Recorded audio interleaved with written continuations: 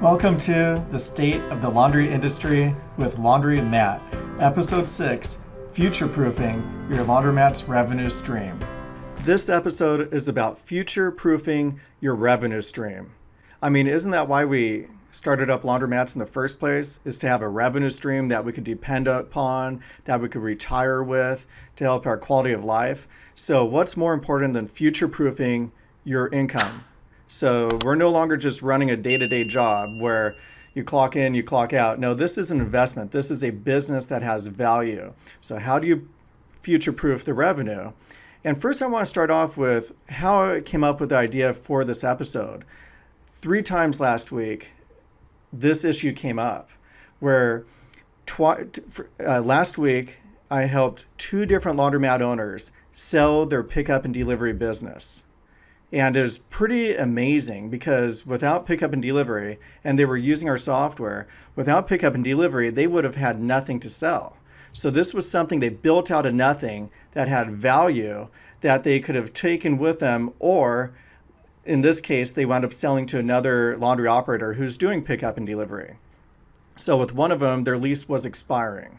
So if your lease expired, we'll go into detail on that. That could be because they're building a new shopping center. It may be because your landlord wants to own a laundromat and they're looking at, hey, I just don't have to renew their lease and I could have a laundromat. So there's a lot of situations where your lease may expire outside of your control. And in one case, one of our clients, his lease was expiring. He was not too happy about it, but he was making really good money on the pickup and delivery. And he had his choice. He could have taken that pickup and delivery business and had gone to another laundromat or bought another laundromat and done the processing there, but he decided he wanted out. But the good news was he had a 5-figure a month pickup and delivery business that was doing very well, and he was able to sell the pickup and delivery business for a lot of money. So it was pretty neat because his laundromat with all those machines in there, he couldn't take it anywhere else. It had almost zero value.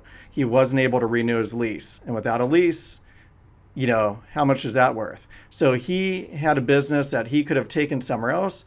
In this case, he decided to sell it, but at least he had something to sell. The second one, this is a little bit different. This is one of our clients we provided a lot of guidance to. He wanted to hit it hard and kick butt, and we helped him grow his business so much in 6 months that it actually became a little bit overwhelming. And maybe I shouldn't mention that, but he had a 9-to-5 job. And this pickup and delivery business grew so much in 6 months. He was planning on picking up the laundry after 5 o'clock before going home. And he wound up doing so many pickup and deliveries, he wasn't getting home. So in any case, he was like, hey, I got to stop pickup and delivery. I'm like, why? You're growing so much. And he's like, well, it's growing. That's the problem. So we were able to take his pickup and delivery business and sell it to another curbside laundry's client nearby. And so they just increased their business a whole bunch. He was able to make a whole bunch of money from nothing. I mean, in 6 months, he had nothing to sell, and now he had something. And so he's happy. She's happy, the new buyer. So it's just, I mentioned that story because it illustrates that your pickup and delivery business is a business. And you could run with it. You could take it to a new laundromat. You could sell it. But it's something special. And then a third person I talked to, he's another person making 5 figures a month gross in pickup and delivery, and I'm sure net too. He's making I shouldn't get into details, but the point is he knows he won't be able to renew his lease in about 4 years. So in 4 years, I'm not sure what's happening, but maybe they're building a shopping center, something out of his control. He won't be able to renew his lease. But he knows that pickup and delivery is so big. I wouldn't be surprised if it's making more than his laundromat. Either way, he's doing pretty good. So he's buying another laundromat so he could take his pickup and delivery business with him. So that is just really cool. He created this out of nothing. He's got a thriving pickup and delivery business, and he's able to future-proof his income by moving that business to another laundromat. And he's planning ahead. If it wasn't for pickup and delivery, and he knew he had to close down his laundromat in 4 years, think what a difference that would be. I mean, that'd be devastating. You put all this hard work into it, and it's totally out of your control. But he's not a victim. He knows he's going to be able to take the lion's share of the revenue and apply it somewhere else. So I think that is just fantastic. And in fact, got an email from one of our clients thanking us. Said we would not.